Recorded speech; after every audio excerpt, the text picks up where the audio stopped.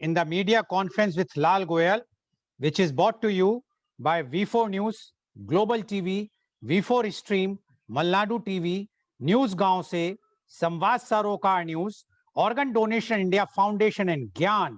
Our endeavor is to enlighten you the current topic. And as you all are aware that right now the election fever is there, as 5 states are going for the election very soon. So today's our topic is elections, role of media. But before I will go on the main topic, I would like to inform you that today the world is observing World Meteorological Day. World Meteorological Day takes place every year on 23rd March and commemorates the coming into force on 23rd March 1950 of the convention establishing the World Meteorological Organization. It showcases the essential contribution of national meteorological and hydrological services to the safety and well-being of the society and is celebrated with activities around the world. The theme chosen for World Meteorological Day reflects topical weather, climate, or water-related issues. WMO Executive Council has selected the themes for 2021, the ocean, our climate, and weather, in conjunction with the launch of the United Nations Decade of Ocean Science for Sustainable. Media conference with Lal Goel wish a happy meteorological day. Today, we are also observing Shahid Divas. On March 23rd, the 3 freedom fighters, Bhagat Singh, Shivram Rajguru, and Sukhdev Thapar, were hanged to death by Britishers. These heroes fought for the independence of India and sacrificed their lives. For many young Indians, Bhagat Singh, Rajguru, Sukhdev have become a source of inspiration. Even during the British rule, their sacrifice urged many people to come forth and fight for their freedom. Therefore, in order to homage to the 3 of these revolutionaries, India has commemorated March 23rd as Shahid Divas. Media conference with Lal Goel paid tribute to the real heroes who sacrificed their lives in their prime youth for our country. Now coming to the main topic, elections, role of media. Media is the communication outlets or tools used to store and deliver information or data. Indian media is among the oldest in the world. It dates back even before the reigns of Ashoka. Many of the media are controlled by large for-profit corporations which reap revenues from advertising, subscriptions, and sale of copyrighted material. As of 31st March 2018, there were over 1 lakh publications registered with the Registrar of Newspapers for India. India is the second largest newspaper market in the world, with daily newspapers reporting a combined circulation of over 240 million copies as of 2018. India has over 1,600 satellite channels, more than 400 are news channels.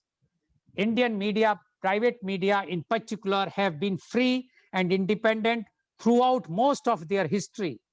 The period of emergency declared by the then Prime Minister Mrs. Indira Gandhi was the brief period when India's media were faced with potential government retribution. The French NGO Reporters Without Borders compiles and publishes an annual ranking of countries based upon the organization's assessment of its Press Freedom Index. In 2018-19, India was ranked 140th out of 180 countries, which was a setback from the preceding year, while Freedom House, a US-based NGO, rates India in its latest report as partly free. Some sections of Indian media controlled by businessmen, politicians, and government bureaucrats are facing criticism for biased, motivated reporting, behave like one party owned or governing party owned, and selective presentation. After the devastating earthquake in Nepal on 25th April 2015, in spite of India helping, tweets from Nepal trended effectively saying, "Go home, Indian media." Disturbed by corruption, Delhi Chief Minister Arvind Kejriwal suggested on 3rd May 2015 to have a public trial of Indian media. On 8th May 2015, the then I&B Minister Mr. Arun Jaitley echoed a similar rhetoric, saying that there was a flood of channels but dearth of facts. Of late, a lot of mainstream media channels have been accused of printing and telecasting unverified and biased news, which they retracted later. In a few instances, content from Twitter's parody accounts were cited as a source. Indian mainstream media has often been accused of showing sensationalized news items. In March 2018, the then Chief Justice of India, Justice Deepak Mishra, said that journalists cannot write anything they imagine and behave as if they are sitting in some pulpit. Paid news in India is the practice of cash payment or equivalent to journalists and media organizations by individuals and organizations so as to appear in their news articles and to ensure sustained positive coverage. This practice started in 1950s and has become a widespread organized activity in India through formal contracts and private treaties. For a long time, media researchers focused almost entirely on the harmful effects of media, including the effect of media violence on aggression, the media's role in increasing racial and gender stereotypes, and its potential to shape people's perception of the world as a dangerous place. The media play an indispensable role in the proper functioning of a democracy. Discussion of the media's functions within electoral contexts often focuses on their watchdog role by unfettered scrutiny and discussions of the successes and failures of candidates, governments, and electoral management bodies. The media can inform the public of how effectively they have performed and help to hold them to account. Yet, the media also have other roles in enabling full public participation in elections by educating voters on how to exercise their democratic rights, by reporting on the development of an election campaign, by providing a platform for the political parties and candidates to communicate their messages to the electorate, by providing a platform for the public to communicate their concerns, opinions, and needs to the parties, candidates, the EMB, the government, and to other voters, and to interact on these issues, by allowing the parties and candidates to debate with each other, by reporting results and monitoring vote counting, by scrutinizing the electoral processes itself, including electoral management, in order to evaluate the fairness of the process, its efficiency, and its probity, by providing information that, as far as possible, avoids inflammatory language, helping to prevent election-related violence. The media are not the sole source of information for voters, but in a world dominated by mass communications, it is increasingly the media that determine the political agenda, even in less technologically developed countries. The media plays a major role in keeping the citizens informed of current events and raising awareness of various issues in any society. It also has an extremely significant impact on the public's views and way of thinking. The media is the primary means through which public opinion is shaped and at times manipulated. If this is the media's role in normal course of events, it becomes even more vital in exceptional periods, one of which is electoral junctures, when the media becomes a primary player. Elections constitutes a basic challenge to the media, putting its impartiality and objectivity to the test. The task of the media, especially national media outlets, is not and should not be to function as a mouthpiece for any government body or particular candidate. Its basic role is to enlighten and educate the public and act as a neutral, objective platform for the free debate of all points of views. And to discuss today's this very, very important, relevant, and topical topic, that is elections, role of media, we have a very elite, well-informed, experienced, knowledgeable panel with us. I would like to invite my first panelist, and he is Dr. C.V. Anand Bose, IAS. Dr. C.V. Anand Bose, IAS, is one-man expert commission on labor to prepare an action plan for the welfare and development of the workforce in the context of COVID-19. He was former head of the Disaster Management, Government of India, and Central Draft Relief Commissioner, Government of India. He is also the principal advisor, Government of India Heritage Project. He was the Vice Chancellor of National Museum, University of Delhi. He has authored 40 books in English, Malayalam, and Hindi, including novels, short stories, and essays. 4 of his books have become bestsellers. 4 books on Vastu and architecture and 1 book on housing received prestigious the Sharjah International Book Fair Award. Dr. Bose is an housing expert, innovator, writer, orator, and visionary. The path-breaking institutions set up by him, such as Nirmiti Kendra Building Center, District Tourism Council, and Habitat Alliance, have been replicated at the state, national, and global level. He was head of the prestigious Supreme Court Committee on the Treasures of Sri Padmanabha Swami Temple. Dr. Bose addressed United Nations General Assembly and specialized sessions 5 times on various international issues. Dr. Bose is a recipient of 31 national and international awards, including United Nations Global Best Practice Award. He also received prestigious Jawaharlal Nehru Fellowship. Kerala government termed him Lord of Ideas. Former Prime Minister Manmohan Singh ji called him inspired civil servant, and our Honorable Prime Minister Mr. Modi called him man of ideas. Welcome Dr. C.V. Anand Bose on our show. Dr. C.V. Anand Bose, as you are representing in one way the government, and you are also being in the Kerala, the state which is going for the election very soon. Now, when in this time, when the elections are already been declared and going to take place from the next week, starting from West Bengal, then the Kerala and Tamil Nadu, Puducherry, as well as Assam, we would like to know from you, elections, role of media. Dr. C.V. Anand Bose, please. Thank you, Mr. Goel. The press is under pressure. All the countervailing forces which emerge during election are pressing the press too hard. The Indian press is in a dilemma. Whether to report the truth, the whole truth and nothing but the truth, or whether to go for untruth. So they have arrived at a consensus that they will report half-truths. I think that is the plight which we are facing now. You know, it is a sacred dictum in the field of journalism. Fact is sacred. Comments are free.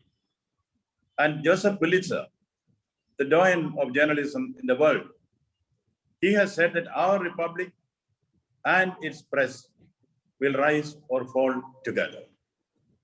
Election time is a time when the media is under great pressure. In fact, whatever they do will be criticized.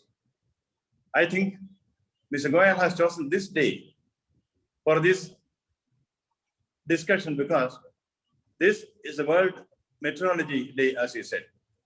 And what does the Met prediction say? It may rain, it may not rain, isn't it?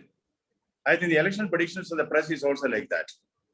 The ruling party may win, the opposition may win. As an ideal way of predicting in the meteorological day. There is, the press cannot certainly make a prediction. The press cannot influence voting beyond a point. In fact, when we report on a candidate or a political party or a policy or the achievements of the government, certainly every party, every individual, every candidate wants the press to report the truth in a colored way. And which should be the color the candidate of the political parties would decide. I remember, I think Mr. Abraham is here. He's a doyen of the Malayalam press. He was heading one of the first ever newspaper in Kerala. He built it up into a big newspaper empire. So he may be able to speak better than me on this issue. One political leader once barged into the editor's office and said, "You are writing all lies about me. Please stop it, otherwise I'll teach you a lesson. Without losing his cool, the editor said smilingly, okay, now we will stop writing lies about you. We will keep on writing only the truth about you. With folded hands, the political leaders, please don't write the truth about me. So I think that is the position of the editors everywhere. Now, when it comes to elections, there are positive and negative roles which are played by the press. The positive roles, I think, Mr. Goel has already enumerated here. They educate the people on how to exercise the democratic right. They provide a platform for the people to interact with the political parties and vice versa. And they also allowing the parties and candidates to debate with each other. These are all the positive aspects of the press during elections. But a negative aspect is the colored version which they give, partisan news. I think the partisan media is on the increase in the country, especially during election. See, truth is paraded as untruth. Untruth is presented as truth. And people do not know how to make the distinction. But one thing is, communication theorists say that even though the press has got a visible role to play during election, they say it does not really influence the decision on voting. See, a study has been conducted in the United States recently about Trump and Biden election. All the newspapers which were trumpeting against Trump, the study report says that it had no effect on Trump. So whether communication theorists seems to be right, the press is able to give a lot of impression that it is going to decide who is going to win. Even when I come to my home state, Kerala, see the mainstream media are always against the Marxist Party. They have always been against it. In the first EMS ministry itself, all the media, mainstream media, were against the Communist Party. I don't think there is any mainstream media which has written good about them. But that party has come into power on and off. Even now they are in power. So what do you conclude from this? Apart from the impression of influencing the voter decision, I don't think it does so, because that is what the studies have shown, what the communication theorists have also established. Now the social media, a study has established that more than 50% of the new voters, they have been influenced by what is coming in the social media. And 30% of them take decisions based on the input which comes from the social media. It appears that the social media has got much more of an impact on the youth than the visual media or the print media. These are all things which are to be studied afresh. Now, suppose the press goes wrong. Of course, the press goes wrong on various occasions we have seen. Even in Mr. Goel's presentation, you said how certain narratives are planted by the new press. Now the press council is there. Who can control the press, especially during election times? You know, the election commission. The election commission has got two platforms, in which two apps which they have created. You go to that and you can see what is truth and what is fake news. But I don't think many people have used it. Second is the regulatory mechanism, the Press Council of India. The Press Council of India is an old, outdated system which does not work because it's not their fault. The Press Council can only admonish one. It cannot take punitive action. Number two, the Press Council has no control over the visual media. So the Press Council its role has to be widened, its jurisdiction has to be extended, and it should be given teeth so that it can be effective. And who should control the press? I would say the government should not control the press, because the free press is essential for the success of democracy. So the government cannot control. Then who can control? Is it legislature? To an extent, yes. The judiciary? To an extent, yes. But the press has to apply self-control. Otherwise, we cannot have a free press of the way we want. And now, what are all the machinations done by the press? If Mr. Goel may give 1 minute, BBC has got a lot of credibility, right?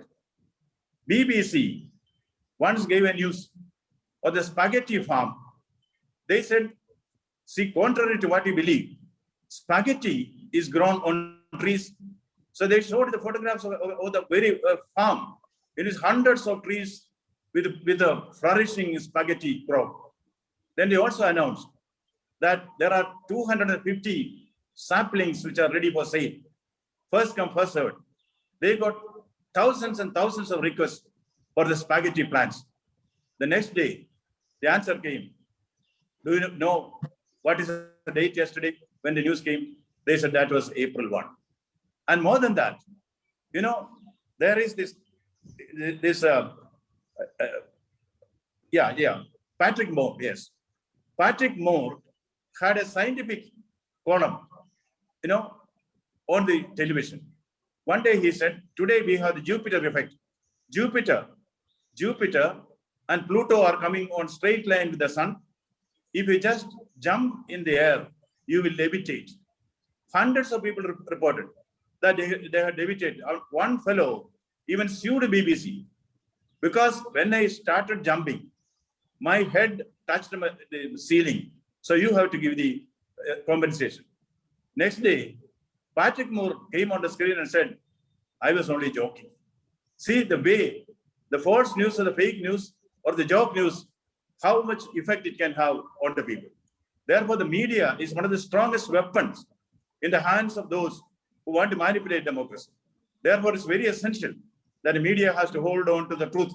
Now, to conclude, I think in the Greek mythology, there is a monster called Medusa. No one could vanquish Medusa. Finally, Perseus, the young man, he came to vanquish Medusa. What did he do? He held a mirror before the face of Medusa.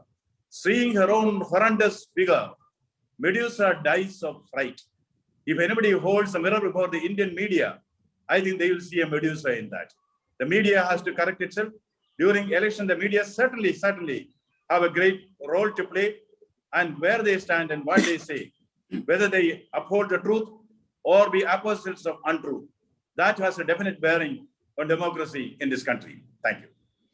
Thank you very much, Dr. C.V. Anand Bose, for giving your very candid and very straight opening remarks, where Dr. C.V. Anand Bose has clearly mentioned that the Indian media, and especially during the election time, is presenting the half-truth because they are under tremendous pressure. And he also mentioned that how during the elections, they are either giving the reports which are not true, or even if they are giving, they are not giving the real picture of the elections, what is happening. And he mentioned that because in India, there is a press council of India, which is a toothless body. It doesn't have the power for the punishments. And that's why no one wants to hear that body seriously. And he says, although the election commission is having power during the events, the elections are on, and they have come out with 2 apps where the people can see whether this news is fake or real, but very few are using that app. So according to him, there should be a mechanism, a proper mechanism where the people should know what is happening. And he says because of the emergence of social media, now it is the youth who are using the social media, and whatsoever is coming on social media, according to Dr. Bose, 30% of that affecting the youth, especially the youth class, for the voting pattern. Because youth who is going to the vote for the first time definitely affect what is happening in the social media. So according to him, the press and the media should be very, very sensitive. They must not try to do something which can harm the electoral process, because it is the duty of the media to see to it that the democracy, if we want our democracy to be in a very, very proper shape, the role of media is very, very important, and especially during the election time. Thank you very much, Dr. C.V. Anand Bose, for giving your very frank opinion. And I'm sure that our viewers have come to know that whatsoever they are reading, either on the newspaper or viewing on the television channel or seeing on the social media, they must verify with the apps which are from the Election Commission. I will request Dr. C.V. Anand Bose, if he can, otherwise one can search on the Google, see those apps and try to check themselves whether it's a fake news or not before relying, because it's an election time. It should not happen that you go for a vote and you will change your mind at the last moment because on the basis of media report. And after the voting, when you will come to know that the report was false, you regret voting someone else, or otherwise you would have voted to whom you wanted to vote.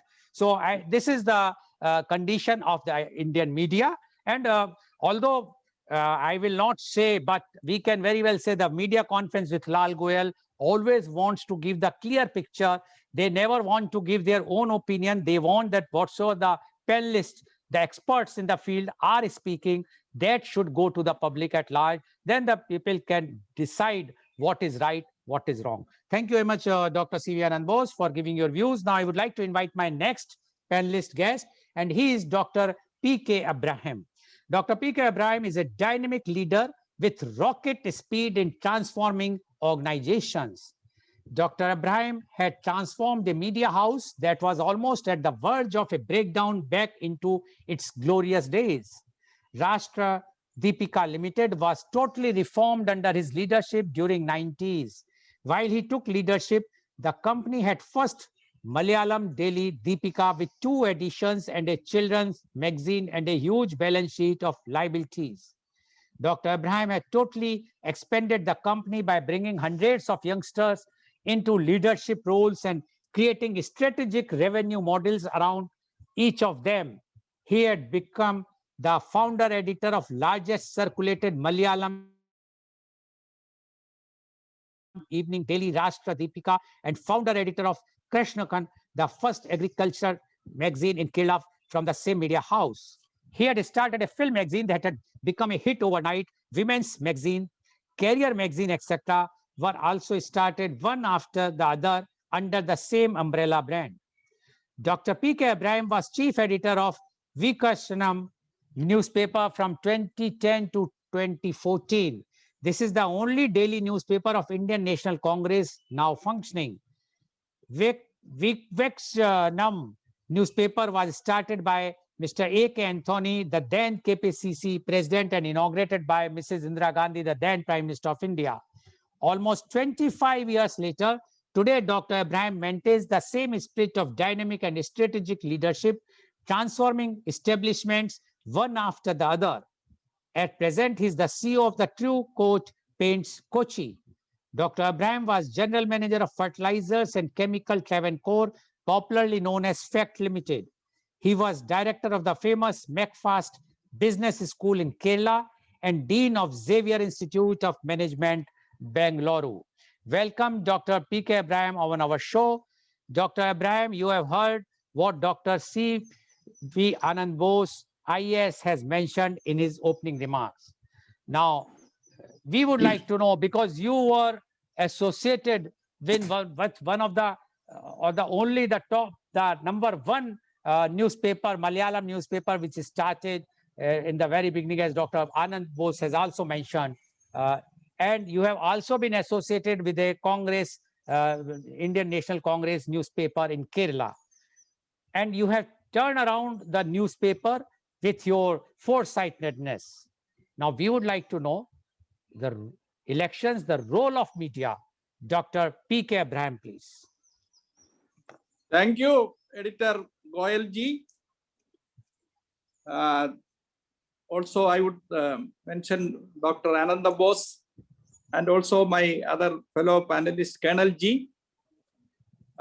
Thank you for your great introduction and also the good words said about me by Dr. Bose. I used to see him when I was editing that newspaper. Mr. Bose was at that time Special Secretary to the then Chief Minister, the legendary leader, Mr. K. Karunagaran, who himself is a great media person. He's not a journalist, but he's a great media advisor. He used to advise me. And I remember this time, it is his advice which prompted me to start an evening newspaper, because he was saying that at that time, there was no channel as we see it now. It is early 90s. So he used to say that we have to wait till 24 hours to get the news. So then I went to him with an idea of starting an evening paper. So then he's telling me that this is a very brilliant idea. You start it. And you start from Trichur, because Trichur is his constituency and his place. Of course, he is not his constituency alone. He stands as an MLA in many places. But Trichur was his favorite place, Mala. The place is called Mala. So he said that you started from Trichur, the evening paper. So I started as an evening paper immediately after getting his advice and also the advice of many other people. And it was a roaring success. And in 3 months, we used to hit about 100,000 copies, 1 lakh copies, which was an unheard circulation, even for morning papers. This evening paper was quite a hit. And even today, the Rashtradeepiga, which was, I was the founder editor and the first editor also, started it. And it is still now, it is the largest circulated evening daily now. I think even in Kerala and even in the adjoining states. Now, I have a long experience in media, about 30 years. Started in early 91, early 90s. So the first 10 years is the media, and the next 10 years, 2000 to 2010, and then the third is 2010 to the present. So I would like to categorize these three because the media offerings in these three situations, in 3 decades, are totally different. The first decade, that is starting from ages, maybe starting from the independence, the 90s. I am speaking of 90s.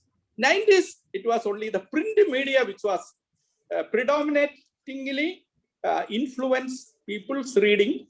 And also the elections. It was the print media, because we did not have any other media at that time. Of course, you had the Doordarshan, but as you know that Doordarshan is the government-controlled media. You did not have the radio at that time. You have only AIR. It is dubbed as all Indira radio, as you know. It is all government media. Free media was only the press, but we have the huge press establishment, especially the dailies. In Kerala, especially in other places also, and I am speaking of Kerala because of my personal experience and my work in the media in Kerala. We have 3 kinds of media here.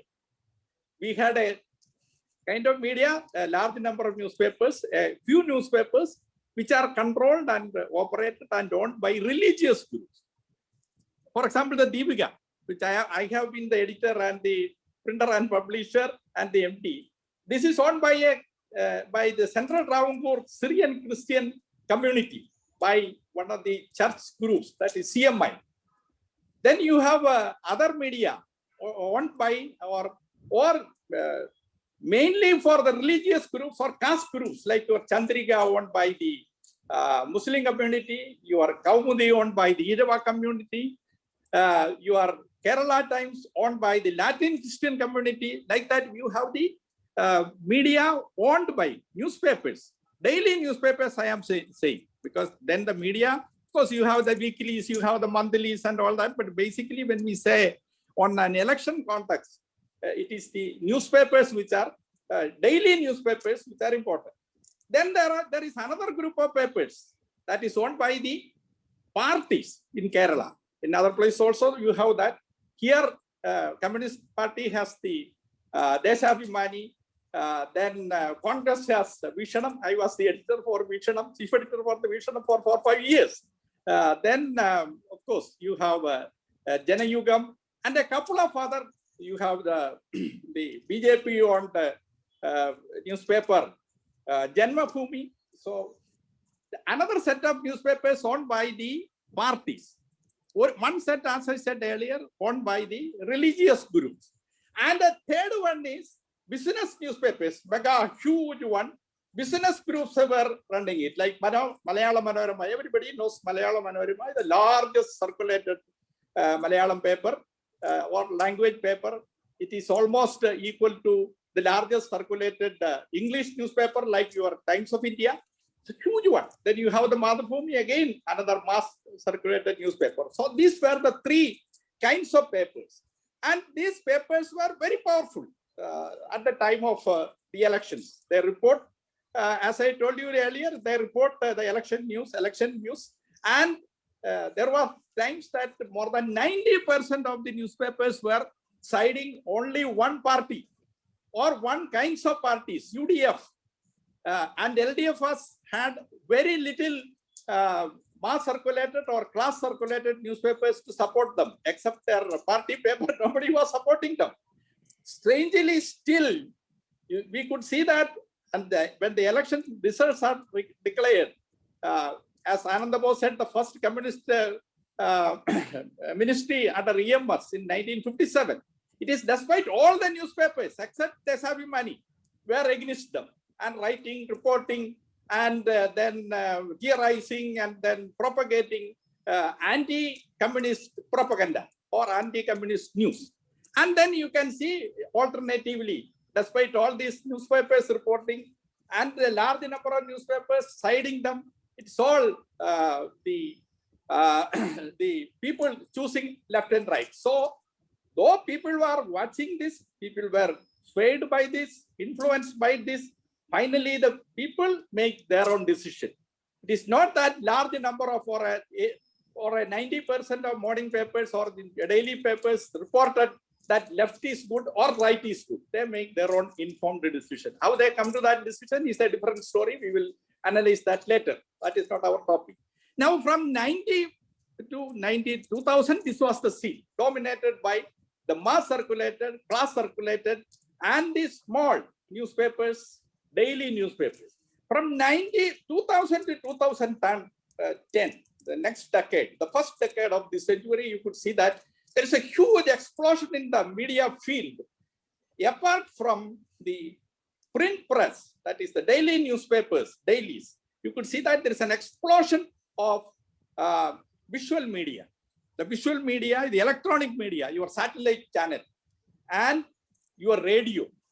Radio means, radio, of course, AER is dominated by the government, but government opened a different format of radio. Two formats actually. One is your commercial radio stations, which has nothing to do with news, but they opened another radio format, that which is called the community radio. Community radio is a small FM station which any small community can start, any association, any social organization can start. In fact, I started the first community radio in Kerala when I was the director of MarkFast. We started a radio station there. It was a community radio. And that community radio can use their news broadcast for local influence, for local knowledge and local information. So we were using that community radio, but though the government thought that in India we would have more than 2,000 community radio stations in every village and in every community, it did not click, but about 200 or 300 community radio stations came in 2000, the first decade of this century. But what happened in that first decade of the century, that is 2000 to 2010, there is a massive explosion of TV channels, various formats of TV channels, your satellite channel, and your various other formats of the station-based TV, where the people were subjected to all the happenings, visuals of the election. So this was taking place along with the newspapers, daily newspapers. The daily newspapers, though the Pandit forecast that there was a decline, but it did not decline. In fact, the daily newspaper circulation went up again. In fact, Manorama and some other Times of India and all that broke all the circulation records in the first decade of this century. Then the second decade, that is the more important, that is from 2010 to 2020. You have on the one hand the usual press, that is the daily newspapers and other newspapers. You have all kinds of channels. As Goel said, more than 1,200 or 2,000 channels are there. The visuals are bombarded from left, right, and center to the election time and other times to the people. And then you have the new media. It is this 10 years, 2010 to 2020, we had the new media. You all know what is the new media, about which Mr. Bose was also explaining, the new media is your, your Facebook, your Google, your Twitter, and all those new media which you know which influence your WhatsApp and all the things in which people have control. It is the new media on which people have the control. You and I have the control. We can generate news, you can propagate news, you can propagate ideas, you can influence, and okay, there are false news reporting also. But in the third decade, the second decade of this century is the great surge of new media. And that new media now influence the youth. And that is the salvation for, or the remedy, or the antidote for the paid news, the biased reporting, the controlled news, the money power which is influencing the news. But then along with that, what is the role of media? The role of media, of course, Mr. Goel said, and Bose also said, it is also educate, entertain, inform, be a watchdog, be the fourth estate of democracy. All those are the things. But what happens? Who controls the media?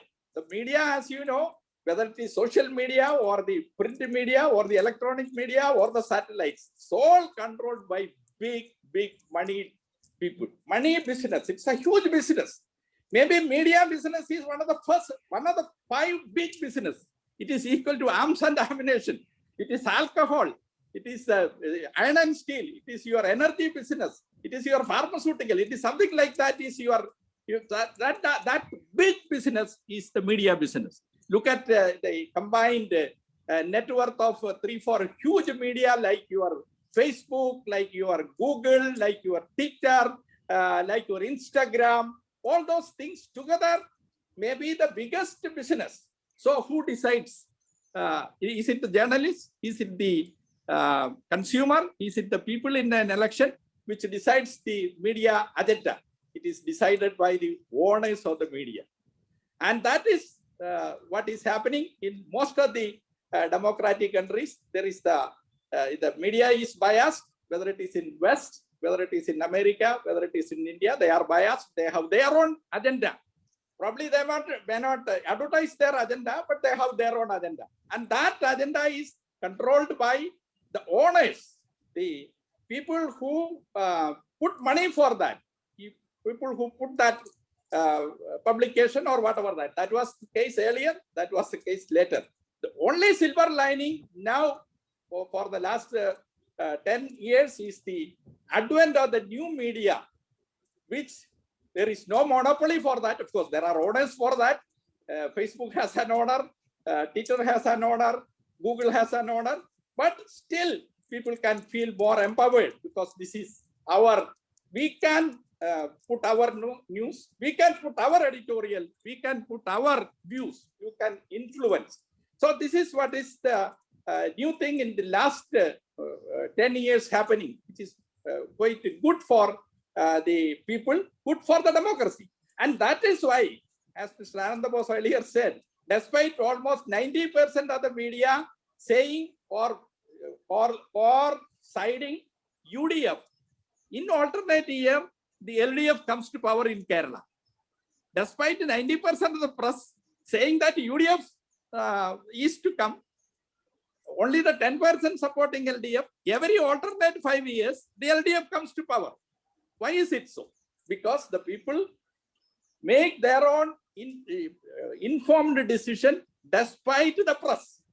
And now that informed decision will be more because of the new media, where the media is more independent of the ownership of such media. So this is what I am finding. And in the election time now, you can see that all the media, including the social media, is absolute, extremely vociferous, extremely active. Every time you can see all the visuals, all the sound bites, all the breaking news, but still, finally, the people will make their own informed decision. This is what I have to say, and I submit with this.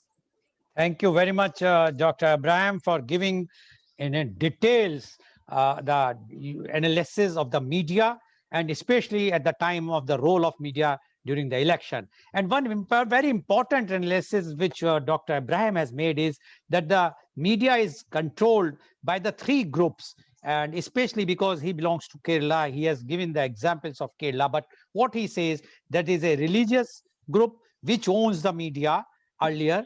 The other group which owns the media is the political parties, and the third group is the industrial houses.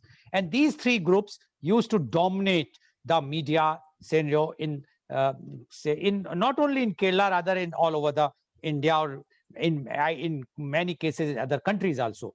But he says, with the emergence of the social media, the new media which has come from the early 2000 or 2000, from 2010 onwards, he says now the real change has come, because the consumer, the reader, the viewer think himself as the editor, or he thinks himself is the owner of that media, because he or she can put their own views frankly either on many of the social sites, whether it's Facebook, Twitter, or WhatsApp, etc., where they can put, and it will become goes to the public at large.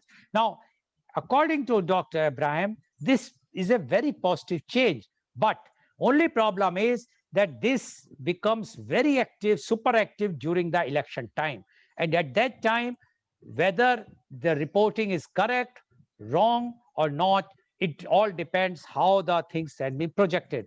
But still he feels that earlier it was totally controlled by the three groups, and they used to put their own views, and according to them, according to Dr. Abraham, it was generally against a particular party. But in spite of that, according to Dr. Abraham, which even Dr. Bose has also mentioned, the other party, the ruling party, used to win, although they were alternatively in Kerala. But it shows that the impact of the media at that time was not that great. But the emergence of social media, the impact is seen. We have seen the impact of the social media from 2014 election onwards. So now the role of media is really very, very important.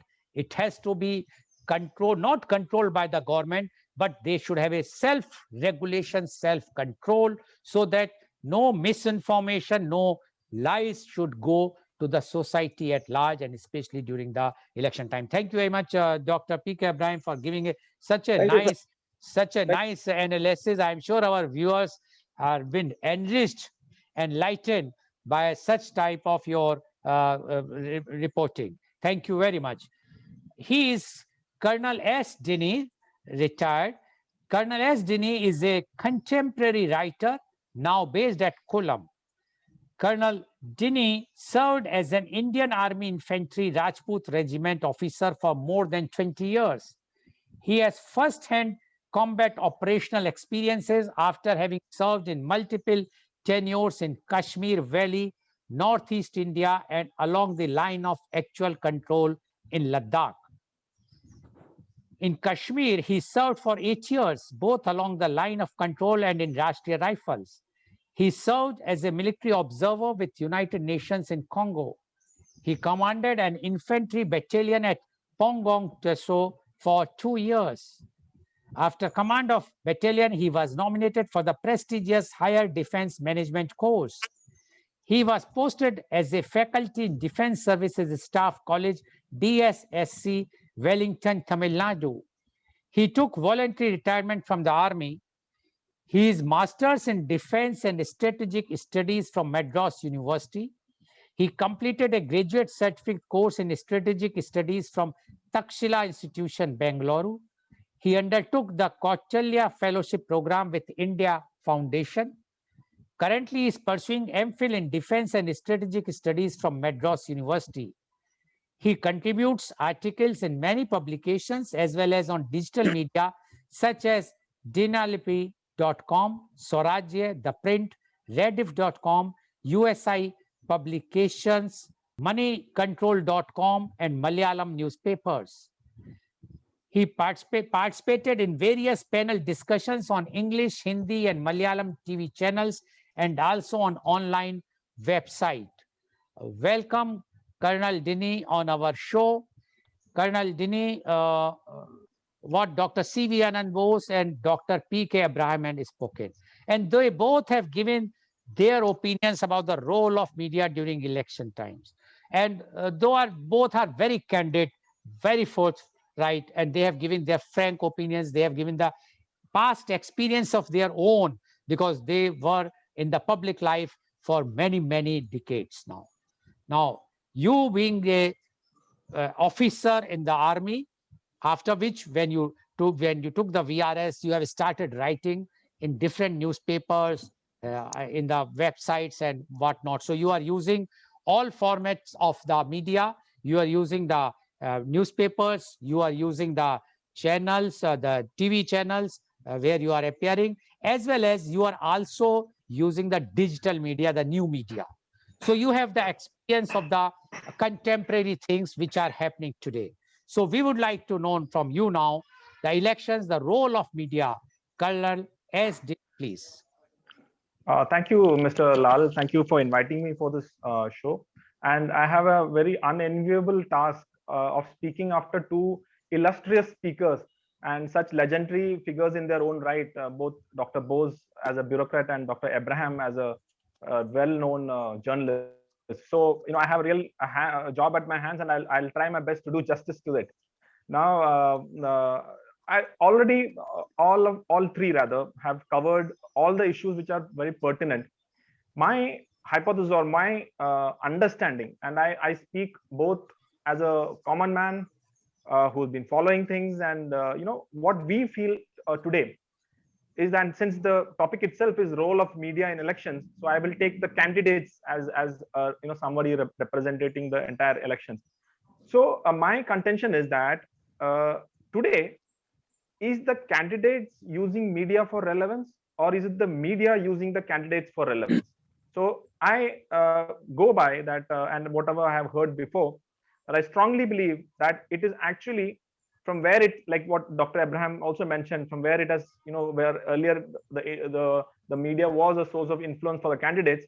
Today, I think it is very clear that the media is using the candidates for its own relevance. And that's what I think Dr. Bose also was mentioning, that how much of an effect or impact does the media have today on the on the elections.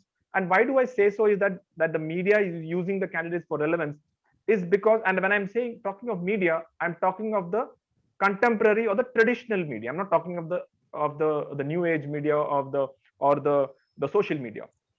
So I'm talking of the traditional contemporary media, and I go by that the media is now fighting its battle for relevance using the candidates, especially during the times of elections. And why do I say so is basically, I think the credibility of contemporary media, I think worldwide and especially in India, is an all-time low today. We all know that earlier there were doyens in journalists, in the field of journalism, when a thing or a publication, which was looked upon, that if a particular news piece comes in a particular newspaper, even though it may, or like what Dr. Abraham mentioned, that even if it has a religious or a political or a business angle to it, still there were people by and large who believed what came in the newspaper, by and large. And the journalists also paid attention to maintain a kind of neutrality, a kind of commitment to their profession. But today, I think that credibility of the media, and the traditional media, is at all-time low. And as rightly brought out, the result due to which is that the politicians are not dependent upon media to come to power or come to, for like, there are worldwide examples. There are, if you go like what happened to Trump, he was, I think, the most the negative publicity which was ever given towards him, and that yet he came to power. If you look at Prime Minister Modi, I think 2014 till the time he became the Prime Minister, I think he was one of the persons who had the most negative media coverage as far as Indian media is concerned. You look at our present Chief Minister in Kerala, Shri Pinarayi Vijayan, he also is one who's not a favorite of the media. He's also got a lot of negative kind of images. But yet all these leaders are people who have come to power with a thumping majority. And so it proves that because the credibility of the media is so low, the leaders do not need the media for them to come into power. Secondly, as I mentioned earlier, the media today, also, although yes, like Dr. Abraham, he mentioned that it was divided into religious and political and business class, but today it is a clear ideological based or political based echo chamber system which is there. That is that this particular newspaper will only publish news about the distinction between what is now religious, what is now political, and what is now business. That distinction is gone, and I think the lines are blurred, and more or less they have become echo chamber, giving out their own views, hearing their own views only. And also with the advent of social media, uh, things have changed drastically, as was brought out by Dr. Anand Bose also, that 50% of the people, youngsters are into social media. 30% of the people take decisions based on it. So that influence is tremendous. And one of the reasons is that today nobody has time. I don't know how many youngsters today read newspapers. Earlier when we used to be children, we were told that the first thing which you should do is pick up a newspaper and read it. And when we used to come to Kerala, and no matter which kind of house, you always used to find somebody or the other reading a newspaper sitting outside. But I don't think that is the case today. How many of the people do read newspapers today? Especially the younger lot, very few people. And those who people who read are purely for academic oriented. Those people are preparing for some examinations or those. Otherwise, as a habit, people today are not reading the newspapers per se. Similarly, the television, like Dr. Abraham mentioned, that the burst of the news channels which had come, and because they wanted to have that attention tied down to their channel, they resorted to all kind of gimmicks and to basically to just seek attention. And somewhere down the line, the quality of the content which they were trying to show it to the people have now drastically come down, to the extent that today I don't know whether it's a reflection of the society, but what happens is that there is no space for decency, there is no space for knowledge. Like a person like Dr. Anand Bose, who can recite from Bhagavad Gita, he can recite from so many other places. He may not find so much space in our media in Kerala, but there are people or politicians who abuse left, right, and center, who use the most abusive word, and whether it is based on religion or whether it is based on sexual remarks. Those are the kind of people whom you find every day evening staring at us. So that is the kind of I don't know whether people want to see that or the media is thrusting upon us. I don't know, but the standard of the electronic media, and especially the news channels and all, have come down drastically. And then with the advent of social media, the relevance or the dependence upon people for print and electronic media have now come down drastically. In social media, as you rightly mentioned earlier, you are your own media. Today, if I want to create a content, I can create it, I can send it across, and if people like it, it will go viral, people will see it. So then why depend upon a channel or a newspaper print to to give you the publicity or for whatever work you're doing? So social media has changed the game tremendously, and I don't think it is going to go back in a hurry. And the reason is that because this media, social media, is just not another industry coming up, or it is much complicated than that. Because the reason is that like, for example, let me give you, since I am from the army, I will give you a strategic angle also to it. For example, China. Now China, as a part of their policy, they call something known as the three warfare. And one of the three warfare, what is the warfare? Legal warfare, psychological warfare, and media warfare. Now this is as per their doctrine. So they consider media as a medium for influencing your enemies in a manner that, sitting in China itself, he can influence people and create ruckus and create controversies, create conflicts in any other nation. And we have seen so many cases in which elections have been rigged. Like there have been allegations against Russia that Russia did not want Hillary Clinton to come to power, so they influenced the elections in US. Then Russia itself is a well-known case in which there are so many studies that the reason why USSR broke into many places was the part of this information warfare, as we call. And now Russia themselves have brought in a doctrine, like what happened in Chechnya and all those places, is that Georgia and all those places, that they are now planting stories. They are now bombarding people with so many issues, like what fake news and so many other things, that sitting somewhere they can influence a large number of people. And when they say influence large number of people, we should understand that there was a study carried out by Erica Chenoweth in Harvard, wherein they said that if 3.5% of the population come to the street for protest, and that is a peaceful protest, if just 3.5% of the population comes to the street for protest, they say that massive changes can be brought out. And they also through their study brought out that actually 3.5% of the population never comes to the street, and that's why massive changes cannot take place. Now in today's case, when everybody is on the mobile with social media and everybody is hooked onto it day and night, it is very easy to create this influence. That is what we saw during the CA riots. That is what we saw during the farmer riots. I know it is all like when you see, it looks very very simple. It looks very a genuine kind of a thing, but there are forces behind that too. Nothing happens on its own. There are people who are waiting for such chances so that they can exploit that kink and influence and carry out their agendas. So it could be any agenda. It could be political agenda, it could be religious agenda, or whatever agenda they can.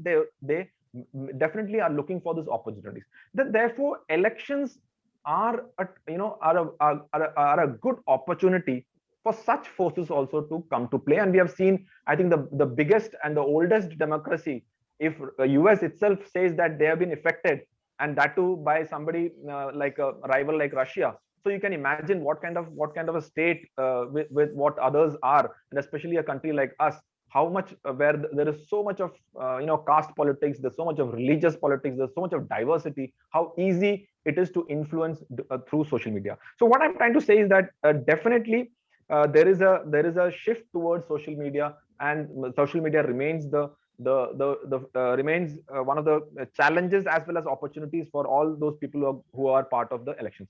Now, also, I would like to mention that what has happened now is, because social media has taken this entire thing, the traditional media now, as I mentioned, is looking for ways and means to hold on to their relevance, which means like Dr. Abraham mentioned, it is whatever profit they can is through how relevant they are. So like what we see nowadays is the latest trend is that during elections, and I'm sticking to just an elections part because the topic itself is, you see that the greatest challenge now I think is going to come is about opinion polls. Now they were like the media was banned from publishing the exit polls before a specific time. I think they cannot publish till the last vote is counted.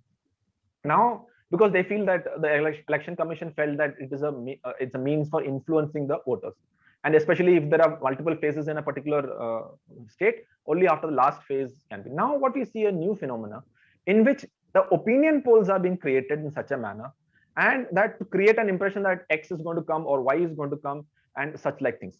But what worries me the most is that there are also knowingly or unknowingly attempts made to create further divisions within the society. For example, let me give you an example. There was a recent poll in which there are two polls. I'll refer to both polls. There were two polls. In one poll, the question asked was, how, which is the most hated party in Kerala? Now, how can you ask such a question, that which is the most hated party in Kerala? There is no, what kind of a journalist ethics is that you're asking somebody that, okay, fine, you can ask that which is the best, which is the most liked party in Kerala, I can understand. Which is the most hated party in Kerala? If you go and ask a particular community that which is the most hated party which you feel, what kind of message are you trying to give it to the others? So as I mentioned, as the electronic media, and this is more relevant for electronic media, that they, for their fight for relevance, are they creating more fissures within the society, is what they themselves have to take a stock of it, because I think those things will be discussed in public.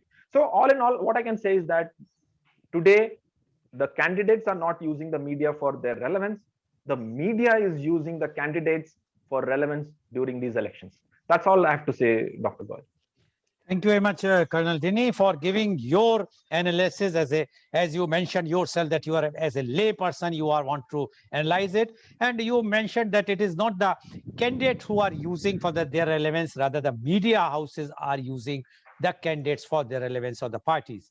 And what Colonel has said at one point, which he has mentioned, is about the social media. And he gave, because he was in the army, and he says how the China influenced any country without coming to that country indirectly in the conflict, rather through the media, and they can create the controversies in that country. And he has also given the example of the US elections, the earlier one, where when Hillary Clinton was defeated by Trump with the help of the Russian government, and which was alleged several times. And because everybody would like to do it, but only thing is, when this is the situation, how India, which is having so many caste, creed, religion, languages, can sustain unless we have a very strong media, and to counter those types of cheap, or I must say the unpatriotic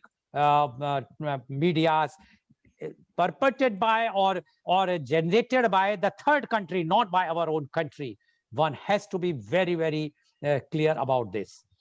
Now, what Colonel Dini is very, very clear, that one has to be, the media should play a very, very responsible role during the election.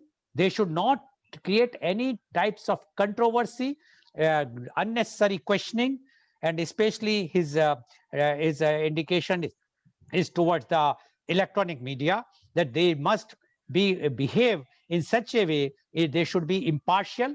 They should not try to create a difference among the caste, creeds, because their questionings in the opinion polls and creating the differences is not acceptable by anyone. Thank you very much, Colonel Jenny, for giving such a frank opinions, and the vivid, you have given all the description how the countries can be influenced during the election times by the other country, which is not your friend country. They might be an enemy country, which we have seen in Russia's case and the US case, both the cases, and other countries also. Thank you very much, Colonel Dini. Now I would like to ask Dr. Abraham. Dr. Abraham, you have heard what our Colonel Dini mentioned about the social media. And he says the media is using, although I have a different thing for this, although it has nothing to do with election. But my take is that if you want to become popular overnight, come to media, give some controversial statement, remarks. You also know that this is a wrong thing, but give it. Overnight, you will become a known person all over India. I will give you the recent example of Uttarakhand Chief Minister.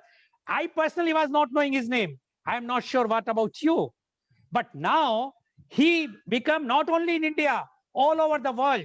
I was receiving the messages from USA. What type of politicians you have in India? What type of chief minister? Can he have such type of thing? And he can say about the clothing of a woman. So my point is, are we using, the media is using, or the politicians are using such type of vehicle to popularize them? And afterwards, one can very well say that you have misunderstood my remarks. So what you say about this, Dr. Abraham? Very interesting question. That is the media and the politicians, is it not? It is a symbiotic, according to me, it is a symbiotic arrangement. The media needs politicians, because basically when we look at a newspaper or a TV or even social media, at least 70% of the content is political content. Political content means what the politicians say, politicians do, or politicians view. This is political content in an election. Especially when we are speaking of election, it is the politicians who will create the news. So the media has no existence if there is no news or views or opinions. So they will always depending on politicians to sustain their agenda. In this context, I remember a very interesting interaction I had with the chief minister, the then chief minister, Mr. Karnagaran. Karnagaran, as you know, he's no more. He's a very legendary figure.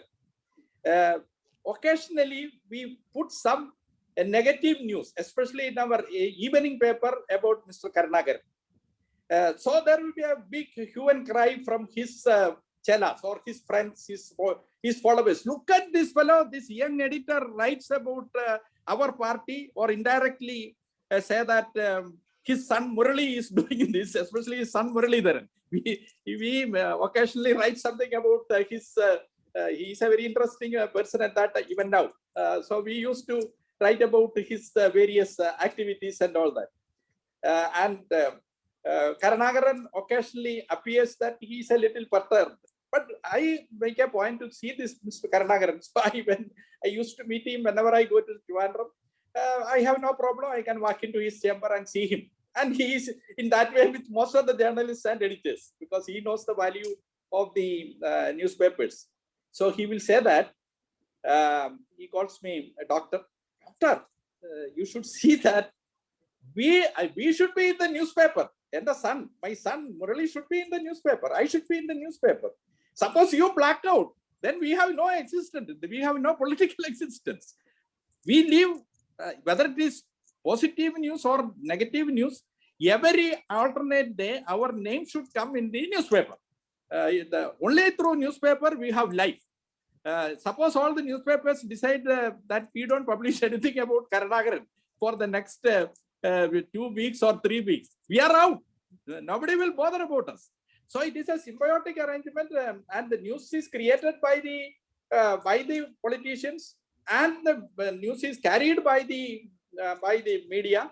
In the election, it is the candidates who creates the news, and it is the media which creates the news on candidates. If you look at the media reporting, especially now in Kerala, we can say that it is all dominated by politicians, the candidates, and their senior leaders and all that. So what I am saying, it is a symbiotic arrangement, and both needs each other. That's what I feel. Okay, thank you, Dr. Abraham. Now my question goes to, I'm just seeing whether Dr. Bose has joined. He has joined, but his audio is not connected. So my question goes to Colonel Dini. Colonel Dini, what do you think the impact of media in influencing the voters in the country, and especially as you also mentioned about the opinion poll, and we have seen in many opinion polls in the past many years during the election time, that the opinion polls which are coming are also being you can say fabricated. They are not the real opinion poll, because there is no control on the opinion poll. There is no regulatory board on the opinion poll. So anyone can. Tomorrow, I can also mention that I have done the opinion poll of 10,000 people. Which were the 10,000 people? Where they were based? Are they from Kerala or Karnataka or Tamil Nadu? Where? And men, women, so many things. Anyone can do. Do you think that this is also influencing the voters in the country or not? Please. Yeah, thank you for the question, Mr. Goel. That's a good question also. I would just like to amplify further, like just a point, what Dr. Abraham very nicely he put, that during Sri Karnagaran's time, that was the time when these newspapers were the only medium available for people and the politicians to communicate. But today, like I mentioned, there are so many other ways and means, like the fact that we ourselves are communicating through social media itself shows that today newspaper and the electronic media have now become lesser relevant. And that's why, and especially during the time of elections, most of the things are through social media. Now and your question that how much of influence does a candidate can make for his success, I feel that there are 6 C's to it. Let's see how a candidate can win. First of all, there has to be credibility. Unless the candidate has got good credibility, he cannot make an impact, because today's people, or anytime a credible leader, whatever may be his qualification, but he has to be credible. Second is capability. 24/7, he has to be seen in the constituency. He's there, and he's at least visible. Third is that connect. That people have to be connected with that person. And fourth, whether we like it or not, community/caste is a big factor in India, and that continues to be. Fifth, of course, is a chance for a candidate to win. He has to be at the right place and at the right time. If he's against the wave, let's say if he is part of a wave, he will win, and if he's totally against a wave, no matter how credible he is, he's like to. The last part is where the media comes into place, which is the communication. And in today's era, where the communication used to be a big the role played for communication from a traditional media house or a media way of reporting. Today, that traditional media or the contemporary the traditional media in the form of print and electronic, that space has shrinked tremendously, and that space has been taken over by social media. So that is what is the change. But yes, communication is an important aspect, but purely based on media itself, a candidate cannot win. Okay, thank you very much. And I can see now Dr.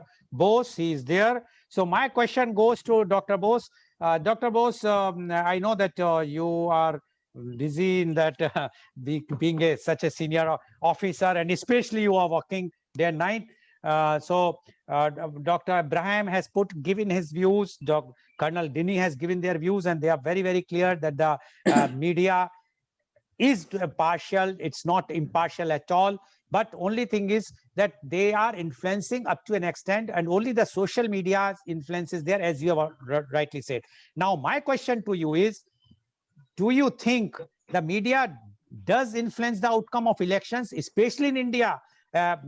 Social media, you have mentioned about 30%, but the entire media, and especially now the electronic media and the newspaper or the print media also, do you think they are influencing the outcome of elections?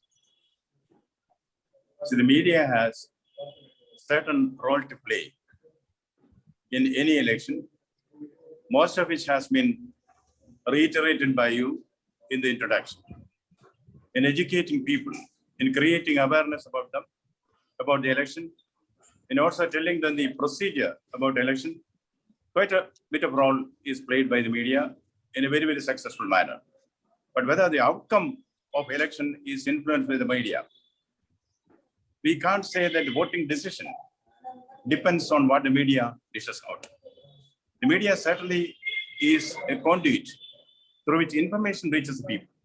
But whether the information, how much of it is going into the decision-making process, is something which is disputed. Now, what the media has to do, and what people expect the media from the media, is also, see, like the Chinese emperor, the emperor is in his deathbed. Everybody said the prince can be crowned the king. But the emperor says no.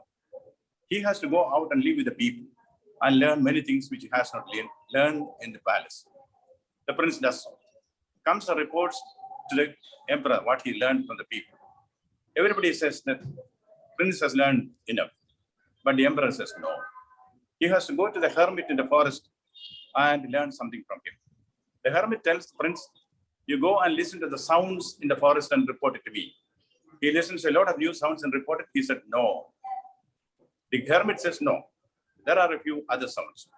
The prince listens attentively and he hears a few voices and sounds and goes and report it to the hermit. He said, what are those new sounds that you could hear?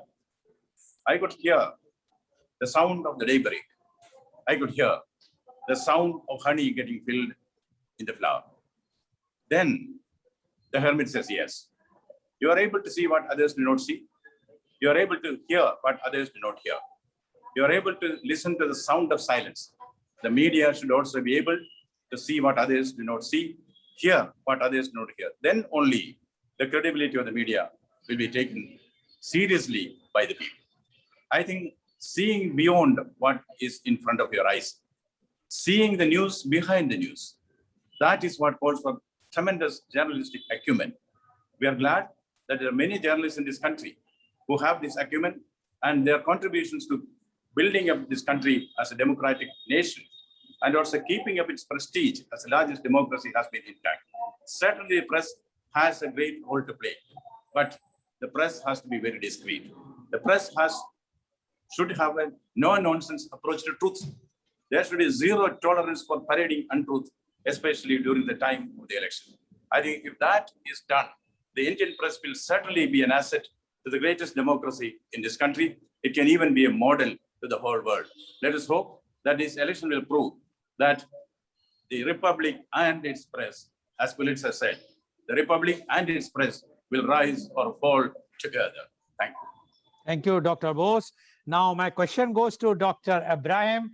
Dr. Abraham, you've been the journalist and you have been the journalist for so many years, and you have done you have covered so many elections during that time, and you are watching now the conditions of the elections. Now, what are the problems faced by the media in reporting, particularly during the elections at that time and now? If you just enlighten us. No, when I was in the media, we did not have this large number of, or even number of these TV channels, electronic channels and all that. Even social media was not there. It was only the press, and that is dominated by the morning papers. Evening paper, it is only my newspaper which was the dominant. No other evening paper was also there. So we had a very free reporting time, and there is no 2 or 3 or 10 or 20 or 100 different kinds of media, especially the electronic media or the channels. Now you go everywhere, you can see somebody one channel or other channel just jumping out with a camera and their gear, and then reporting live everything. So that intense competition is there in reporting. In fact, at that time, there was competition was there between the various newspapers, between about 5 or 6 or 10 newspapers. That was the only competition at that time, because that was mostly, I was in the 90s. In 2000, I was not very active or directly involved, except when I was editing the newspaper for the Congress Party. That is the Vision and newspaper I was editing for about for 5 years. Then, of course, it is very simple to edit a party newspaper. You just draw the line of the party. And always say that our party is the biggest party. We are the only party which is going to win and all that. The policy is very clear when you are the editor for a political party. But still, we will report, and our analysis generally on various other social issues will be very correct. I would like to share a small secret with you. I was the editor, because our subject is media and election. You know, it is the election time. The newspapers increase the cover price of the newspaper. You know why? We all know that nobody will stop the newspaper during the election time. Otherwise, the price of newspaper is slightly, price elasticity is there. You increase the price, you can see suddenly there is a drop in the circulation. But during the election declaration, after the election declaration, okay, especially why the election is declared after a few days, we all join together. Whether we are communist paper or Congress paper or Christian paper or Innova paper or Muslim paper, we have an association called INS, Indian Newspaper Society, and we have a southern chapter. We all join together and say that, look at this is the time. Thank you very much, Dr. Abraham, for giving your very reality about how to increase the prices during the election time. Now, my question goes to Colonel. Colonel, do you think an independent regulator like the Election Commission is required to regulate the media? Otherwise, media is going to be out of the control by everyone, not even the present government or the future governments. Nobody will be able to control, and it will become like a monster. So we require an independent regulator like the Chief Commissioner or Chief Commissioner of Elections, CCEC. Absolutely, Shri Goel. There is no doubt that there is a requirement for a some sort of control. But the problem is, the moment you mention control, the media is immediately jumps. No, we want our freedom. So I think there has to be some balance. And as of now, it is that let the media do self regulations. But clearly that is not working. So we need to have some sort of a legal, semi-legal, with representative of journalists, a part of it, with representatives of the all encompassing sort of something should be there, so that at the moment what is happening, it's a free run. Nobody is accountable. You can publish anything. Okay, you can file a case against me, defamation case, and even that is not going to stand anywhere. So there has to be some sort of a regulation, is what I think the need of the hour. Okay, thank you very much, Colonel, for giving your views. So today you have seen how the media can play an important role during the elections. They can divide the among the caste. They can divide the people among themselves on the lines of the party lines, and they can create problems. And even they can change, influence the entire elections, which was seen in the US elections, even in Russia also, how the country was broken by the influence of the media. So one has to be very, very careful while watching anything or reading anything. And as Dr. Bose has mentioned, that the apps are there, which are from the Election Commission of India. One can very well go there, verify themselves whether these news are fake or not, and then only decide what to do. But please make your mind after your own assessment to whom to vote and whom not to vote, not by the hearsay or whatsoever the media is reporting. Thank you very much for giving your such a frank and forthright opinions. I'm sure today's program is quite enriching for our viewers. And today's program, which has been live telecasted by V4 News, Global TV, V4 Stream, Malnadu TV, News Gaon se Samvad Sarokar News, as well as was shown live on Facebook and YouTube. And our endeavor is to bring to you everyday new topic. And tomorrow, our topic is COVID returns impact on students. Yes, you have heard correctly. COVID returns, as you know, COVID is returning back. And this is because of all of us, civil society. We are not wearing the mask. We are not keeping social distancing. So we have to start again our same thing which we have started 1 year back. At that time, it was COVID-19 impact on different things. Now we are starting COVID returns impact on students. And our panelists are Colonel S. Raman Iyer, Vice Chancellor of Indus International University, Una, Dr.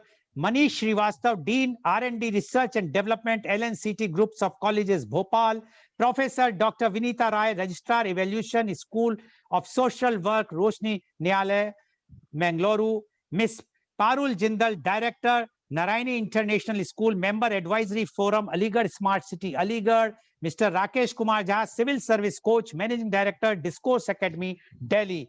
Please tune in tomorrow for media conference with Lal Goel at 10:30 a.m. Thank you very much, Dr. C.V. Anand Bose. Thank you very much, Dr. P.K. Abraham. And thank you very much, Thank you, Colonel sir. S. Dini, for joining Thank you very and giving your very much thoughtful views. I'm sure all our viewers also enjoyed. Thank you, all the viewers, for watching our show. Thank you very much. Thank you.